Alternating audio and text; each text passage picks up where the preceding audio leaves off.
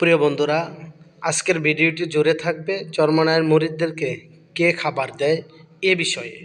অনেকে প্রশ্ন করেন যে চরমনায়ের মাঠে চরমনায়ের মুরিদদেরকে কে খাবার দেয়। অন্যান্য দরবারে পীর সাহেবের পক্ষ থেকে খাবার থাকে, চরমনায় মুরিদদেরকে কি পীর সাহেবে খাবার দেয় কি না, এরকম হাজারো প্রশ্ন অনেকের মনে এবং আমাদেরকেও প্রশ্ন করা হয়। সেই প্রশ্নের উত্তরের জন্যই আজকে এই ভিডিওটা।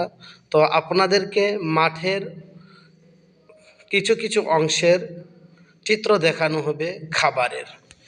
তাহলে বন্ধুরা, এই যে আপনারা দেখতেছেন এখানে রান্না করা হচ্ছে, সম্পূর্ণ এই রান্না বান্না যাবতীয় যা খরচ সব কিছু নিজেদের পকেট থেকে নিজেদের অর্থায়নে করা হচ্ছে।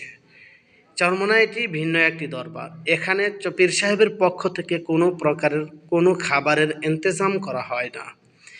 এখানে মাঠে যারা অবস্থান করে সবাই জামাতবন্দি হয়ে অবস্থান করে। প্রতি জামাতের মধ্য থেকে একজন করে আমির নিয়োগ করে। প্রতি সদস্যর থেকে এখানে 3 দিন 5 দিন 3.5 দিন অবস্থান করলে কত টাকা খরচ হবে এমন একটা হিসেব করে প্রতি কাফেলার প্রতিজন থেকে হিসেব করে টাকা নেওয়া হয়। তারপর ওই টাকা বাইতুল মাল হিসেবে আমির সাহেবের কাছে নিযুক্ত দিয়ে দেওয়া হয়। প্রতিদিন আমির সাহেবের কাছ থেকে টাকা নিয়ে সদস্যরা বাজার করে নিজেদের অর্থায়নে নিজেদের তত্ত্বাবধানে রান্না করে যার যার মতো খাবার খায়। এমনকি নিচে বসার জন্য শোয়ার জন্য কোনো প্রকারের কোনো চাটাইয়ের ব্যবস্থা পীর সাহেবের পক্ষ থেকে করা হয় না।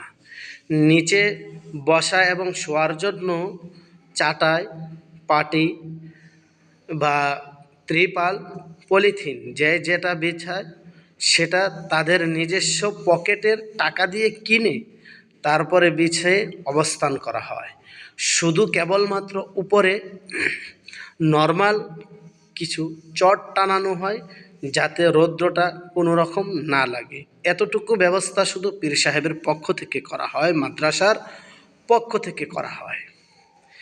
তারপরেও উপরে রোদ যাতে না লাগে, রোদ ফিরানোর জন্য উপরে নিজেদের মতো করে কেউ ত্রিপাল, কেউ পলিথিন, কেউ কাপড় উপরে টানায়, আপনারা যেটা দেখতেছেন। তাহলে বন্ধুরা, আশা করি আপনাদের মনের মধ্যে খাবারের সংশয় নিয়ে যে প্রশ্নটা ছিল সেটার উত্তর আপনারা পেয়ে গেছেন। ভিডিওটি যদি ভালো লাগে তাহলে শেয়ার করে দিয়ে অন্যদেরকেও দেখার সুযোগ করে দিবেন।